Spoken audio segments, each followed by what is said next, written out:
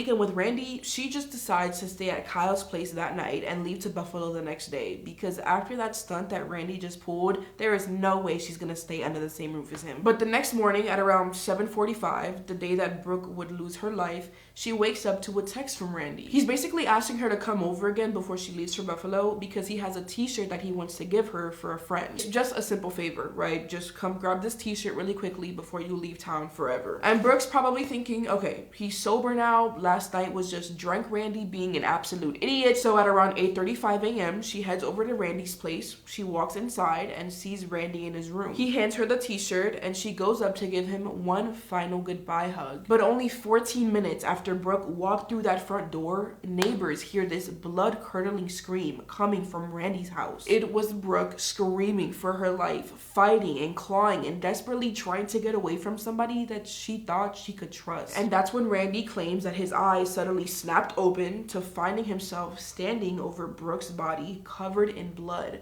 not remembering a single thing about what he'd just done. But here's the massive problem with Randy's whole sleepwalking murder story. When detectives sat down across from him in that interrogation room and he told them about this whole sleepwalking thing, they immediately found it impossible to believe. Because according to Randy's own timeline, he was fully awake at 8:35 when Brooke arrived at his house. And then just 14 minutes later, at 8:49 a.m., when neighbors heard Brooke screaming, Randy is claiming that he had somehow fallen into deep enough sleep to start sleepwalking and violently attack her. These detectives are looking at Randy thinking, you're seriously asking us to believe that you fell into REM sleep, the deepest stage of sleep where sleepwalking actually occurs in 14 minutes? That is medically impossible because it takes the human brain at least 90 minutes to even reach that sleep state. And even worse, what happened in that house wasn't some quick, confused moment where maybe he pushed Brooke and she hit her head or something tragic like that. No, he stabbed her 25 times all over her body, and every single time that knife went through Brooke's body, Randy would have felt it, like really felt the physical resistance of what he was doing. And it gets even crazier to believe his story because Brooke wasn't just lying there